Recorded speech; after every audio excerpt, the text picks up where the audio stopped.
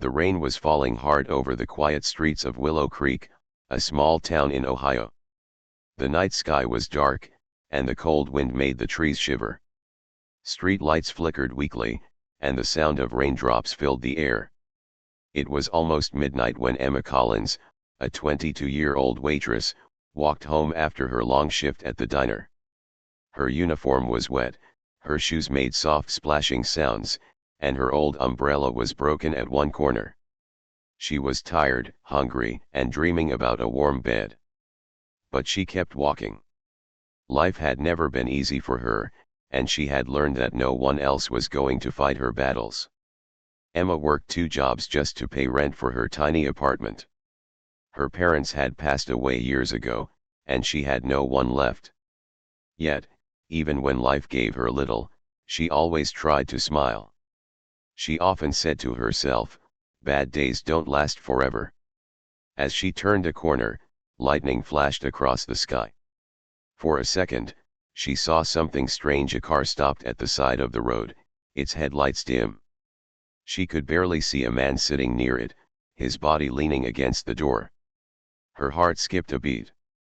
Most people would have just walked away. It was late, it was raining, and helping a stranger could be dangerous. But Emma wasn't like most people. She slowly stepped closer, clutching her umbrella tight. "Sir? Are you okay?" she called softly. No answer. She took another step. The man looked weak, pale, and cold. His clothes were soaked, and his hands were shaking. "Please. I just need a minute," he whispered weakly. His voice was trembling. Emma knelt beside him.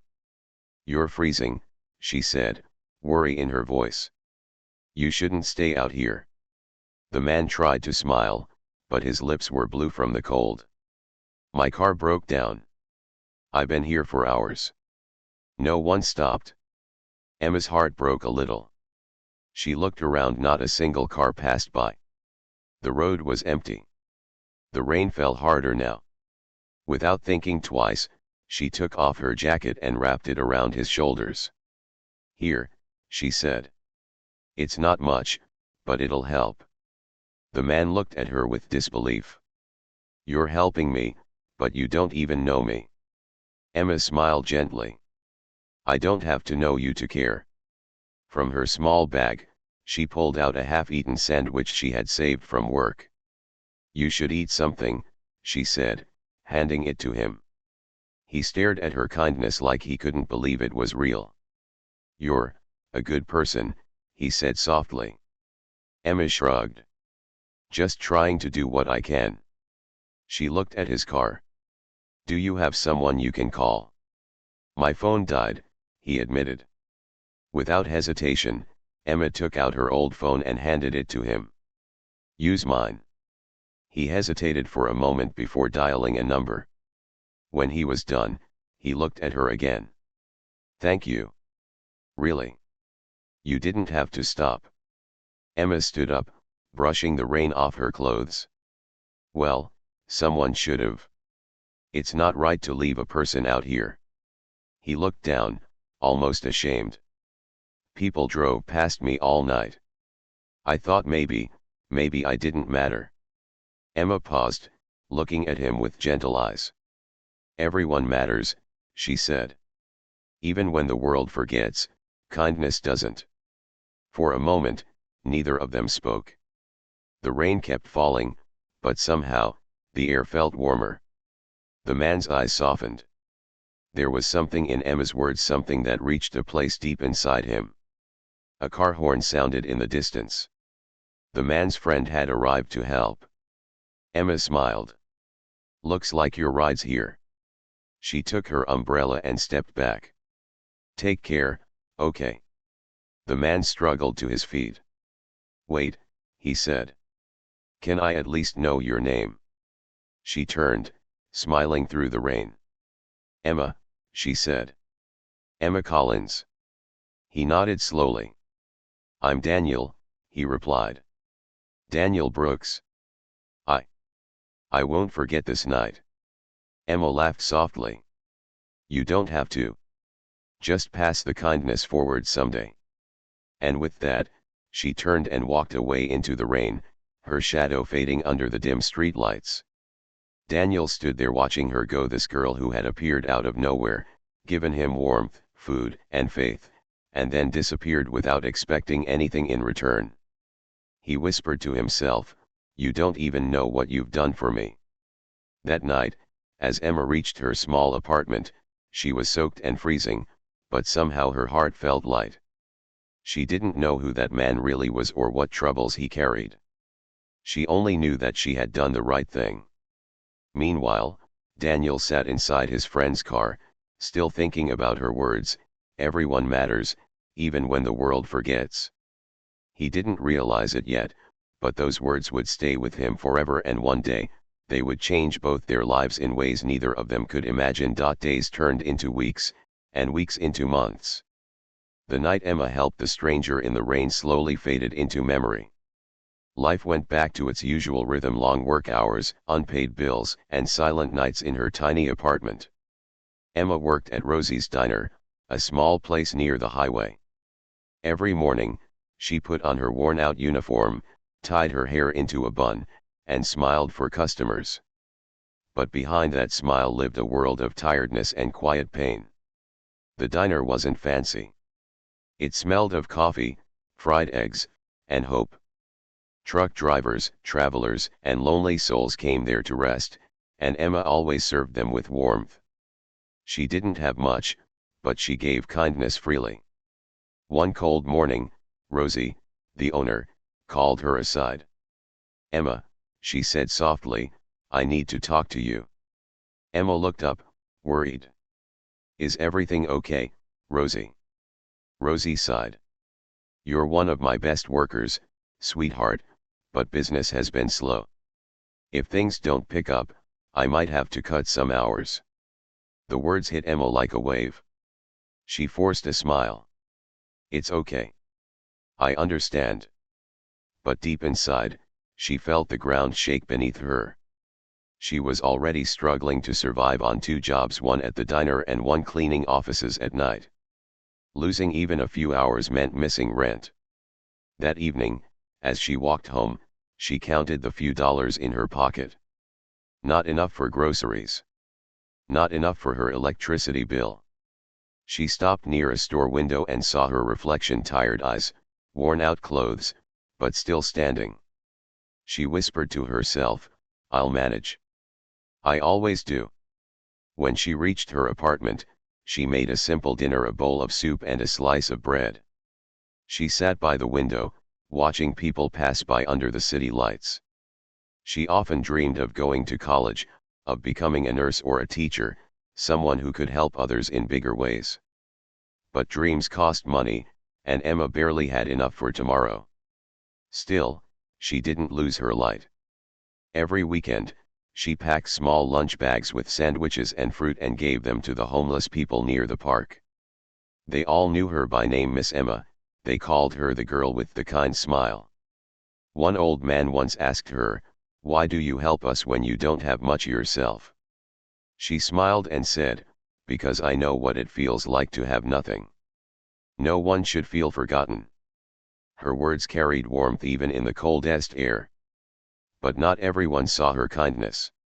Some co-workers laughed at her, saying she was too soft, too kind, too trusting. Emma just smiled and said nothing. She believed that what you give to the world always comes back, even if it takes time. One night, after cleaning the office building, Emma walked home under the flickering streetlights. The roads were empty, and the cold wind bit her face. Her back ached from standing all day. She passed the same street where she had once helped the stranger months ago. For a moment, she stopped and looked around. The memory returned: the rain, the broken car, the man's shivering body, and his soft promise, "I'll never forget this." Emma smiled faintly. "I wonder where he is now," she whispered. She didn't know that the man she had helped, Daniel Brooks, was looking for her too. A few weeks later, Emma faced another blow. Her apartment landlord knocked on the door one morning. "Emma," he said, scratching his head. You're 2 weeks late on rent again. I can't keep waiting. She nodded slowly. I'll get it to you soon. I just need a little more time. The landlord sighed. I'm sorry, but rules are rules. After he left, Emma sat on the floor, her hands trembling. She wanted to cry, but tears wouldn't change anything. She stood up, tied her hair back, and said aloud, "You can do this. Don't give up." That evening, she went to work early and stayed late, cleaning tables long after closing. Rosie saw her and said gently, "Emma, go home, honey. You've done enough for today." Emma shook her head. "I just want to help, Rosie. Maybe if the place looks nice, more customers will come." Rosie smiled sadly. "You've got a heart of gold, Emma." Emma laughed softly. Gold hearts don't pay bills. One night, while walking home, she saw a young mother and her child sitting on the sidewalk, shivering. Without thinking twice, Emma took off her scarf and wrapped it around the little boy. The mother whispered, "God bless you." Emma smiled. "Just take care of him." As she walked away, her eyes filled with tears. She didn't know why life was so unfair, why good people had to fight so hard just to survive. But even then, she refused to let her kindness die. That night, lying in bed, she looked up at the cracked ceiling and whispered, "One day, things will get better." Little did she know, the universe had already started moving in her favor. Somewhere, someone remembered her kindness, a man whose life she had touched on that rainy night. And soon, her world was going to change forever. The next few weeks were no different for Emma. The cold winds of winter had returned, and so had the long, lonely nights. The diner was quieter than ever. Customers came and went, but tips were small, and smiles were rare. Emma had learned to live with fewer meals, fewer hours of sleep, and fewer people to talk to. But what she never lost was her kindness. Every night before bed, she whispered to herself, "Maybe tomorrow will be better." And one morning, it finally was. Emma woke up to the sound of the mailman's footsteps outside her door. Bills, advertisements, and one plain white envelope, no sender's name, no stamp, just her name written in neat handwriting. To Miss Emma Collins.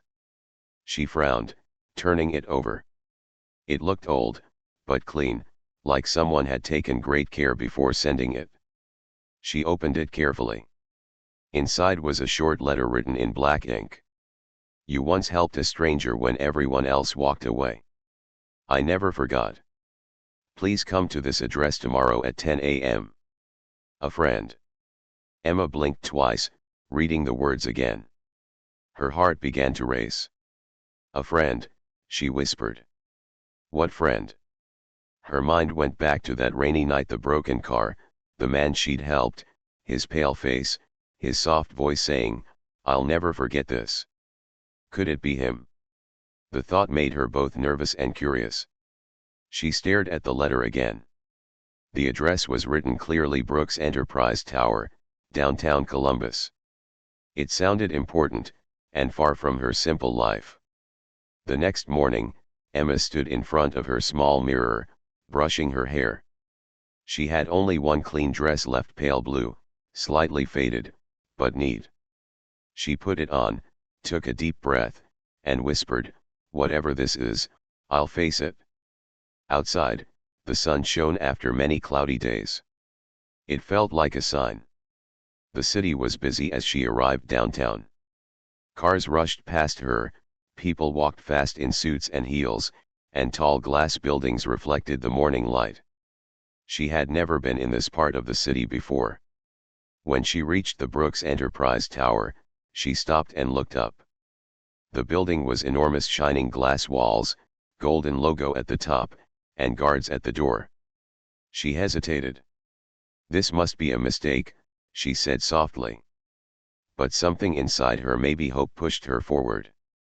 As she entered, a woman at the front desk looked up and smiled. "Good morning, ma'am. May I help you?" Um, I. I received this letter, Emma said shyly, showing it to her. The receptionist's eyes widened. Oh. Miss Emma Collins. Yes. We been expecting you. Emma blinked. Expecting, me? The woman smiled again. Yes. Please, take the elevator to the top floor. Mr. Brooks will see you now. Mr. Brooks? The name sounded familiar. Her heart thumped faster. Could it really be him? The elevator doors closed, and Emma's reflection looked back at her in the glass walls. She took a deep breath. Don't panic, Emma. You've come this far. As the elevator rose higher, her mind filled with questions. Who was Mr. Brooks? Why had he called her here? And what could he possibly want with a poor waitress like her? When the doors opened, she stepped into a quiet, elegant hallway. Soft music played in the background. A woman led her to a large office with floor-to-ceiling windows overlooking the city. Please wait here, the woman said politely. Emma nodded and looked around. The room was full of framed photos, awards, and books. The scent of fresh coffee filled the air.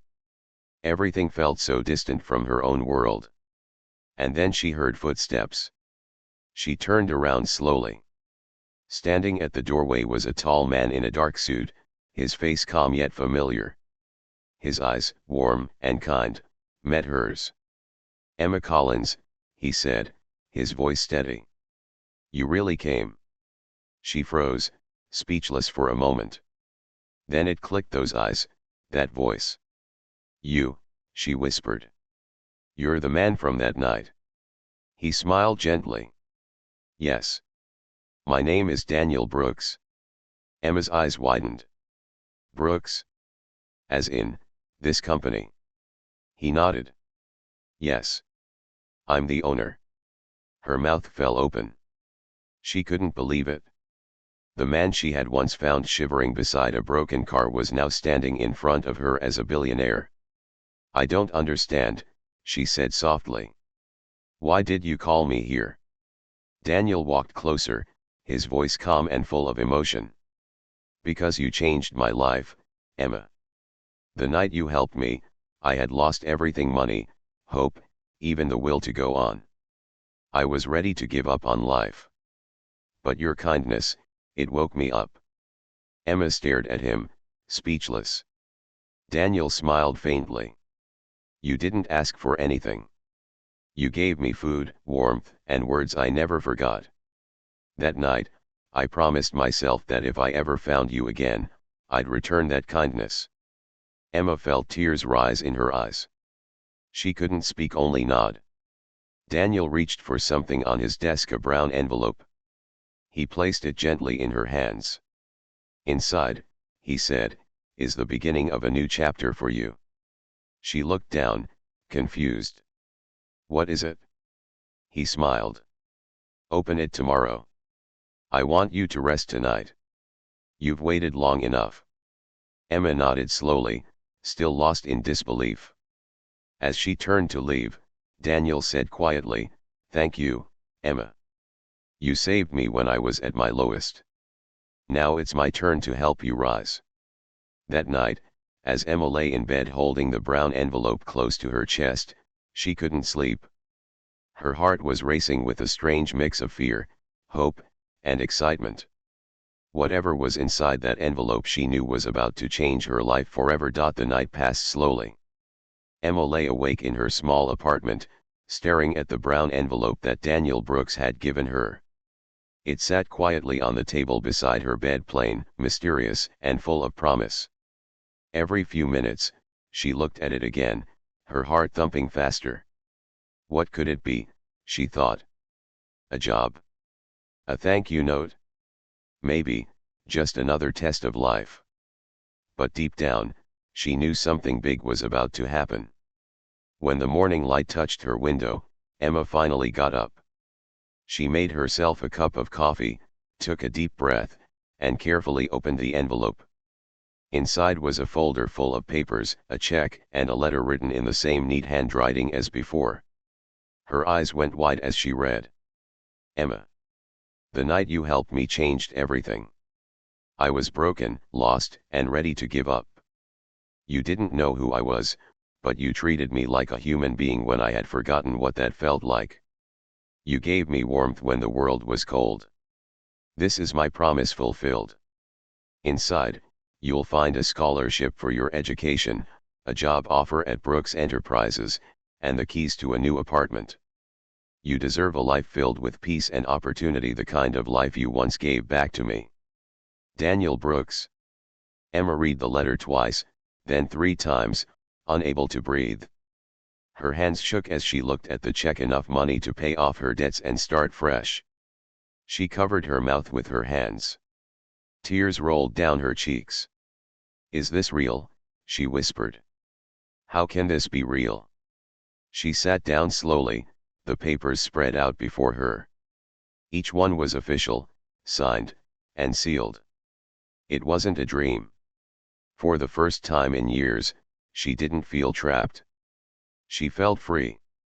Later that day, Emma went to the Brooks Enterprise Tower again, this time not as a lost girl but as someone whose life was about to change.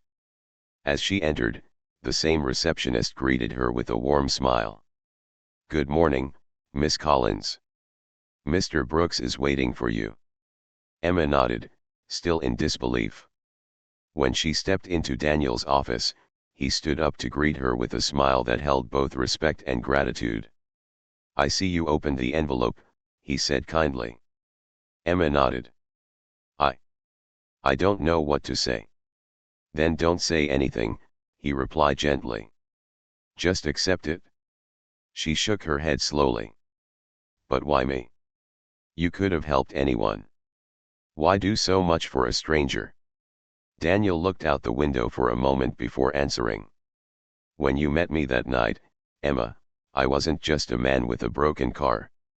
I was a man who had lost everything: my company, my friends, my purpose. Everyone around me disappeared when I failed. I thought no one cared whether I lived or died.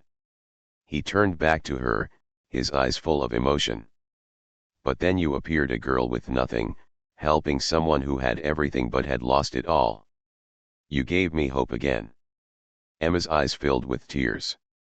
All I did was share my jacket and some food. Daniel smiled. And that was enough to remind me that humanity still exists. That kindness doesn't need money, it just needs a heart. For a moment, silence filled the room. Both of them stood there, 2 souls connected by a single act of kindness that had changed the course of their lives. Daniel continued, I built my life back piece by piece. But I made myself a promise that if I ever found the girl who helped me that night, I'd give her the life she deserved. So here we are. Emma wiped her tears, trying to smile. I don't know how to thank you. Daniel shook his head. You already did years ago. He handed her another folder. This is your new beginning. You'll start working here next week. And about your apartment, the keys are inside. It's close to the office, fully paid for. Emma opened the folder and gasped. Everything was real. She looked at Daniel with watery eyes. I don't deserve this much. You deserve more than this, Daniel said softly. You've earned it by being good when life wasn't good to you. As Emma left the office that day, she stopped at the entrance and looked up at the tall glass building. The sun reflected off the windows, almost blinding her eyes, but it felt beautiful, like a new dawn. The same girl who once walked home in the rain, tired and hopeless, now walked under the bright sunlight with her head held high. When she reached the street, she looked up at the sky and whispered, "Thank you." But deep down, she knew this wasn't just about luck or charity. It was about the circle of kindness coming back, stronger and brighter. That evening, Daniel watched from his office window as Emma crossed the street. A small smile appeared on his face. His assistant entered the room. "Sir, is she the one you mentioned, the girl from that night?" Daniel nodded slowly. "Yes. She saved me without knowing it. The assistant smiled. It's amazing how one small act can change everything. Daniel looked out at the sunset and said softly, "That's the thing about kindness, it always finds its way back home." That night, Emma placed the letter and documents in a small box beside her bed. She kept them like treasures, reminders that life can turn around when you least expect it. And as she fell asleep, she whispered her favorite words again, this time with a smile. Bad days don't last forever. Because now, for the first time in a long time, she truly believed it. Months passed like gentle waves, carrying Emma Collins into a life she had once only dreamed about. Every morning, she walked into Brooks Enterprises wearing confidence instead of worry, grace instead of fear. The same girl who had once served coffee to strangers now worked in a bright, glass office as a project assistant, helping manage community programs that supported poor families and single mothers. It felt unreal sometimes, like she was living someone else's story. But Daniel always reminded her, "You earned this, Emma. Never forget that." And she never did. One sunny afternoon, Emma sat by the window in her new apartment, the one Daniel had gifted her. The walls were painted soft cream, and sunlight touched everything warmly. On her table sat a small photo frame, a picture of her smiling with Daniel and a few co-workers from the company.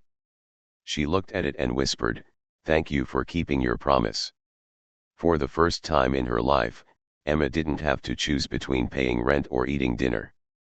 She had peace, security, and purpose.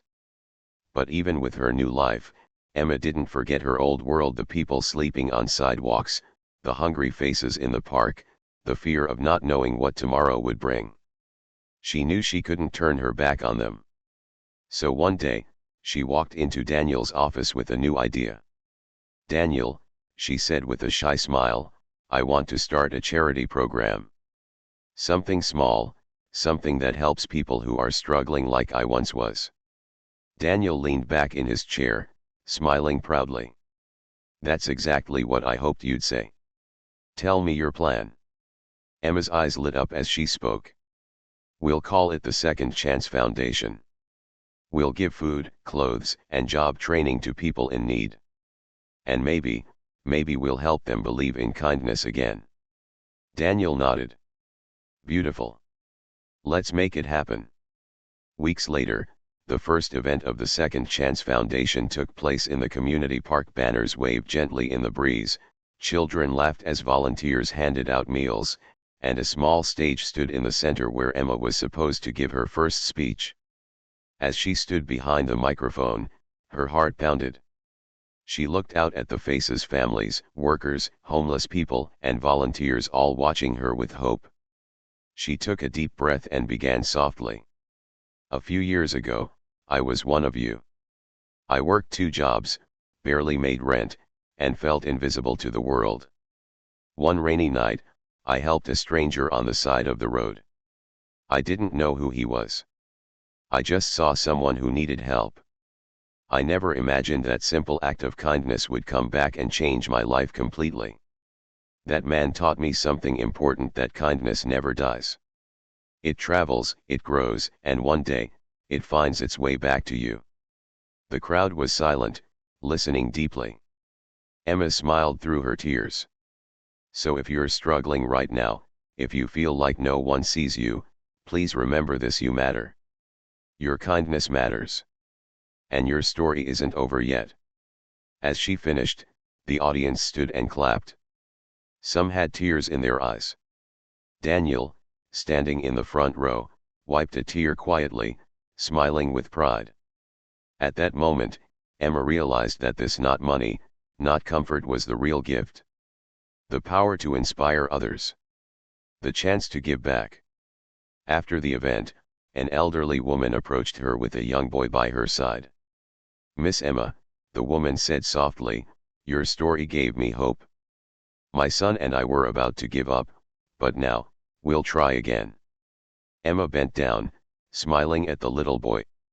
"That's all you need to do, just keep trying." She handed him a sandwich and patted his shoulder. "One day, you'll help someone else too." As they walked away, Daniel came to stand beside her. "You've done something beautiful here, Emma." Emma smiled, her eyes shining.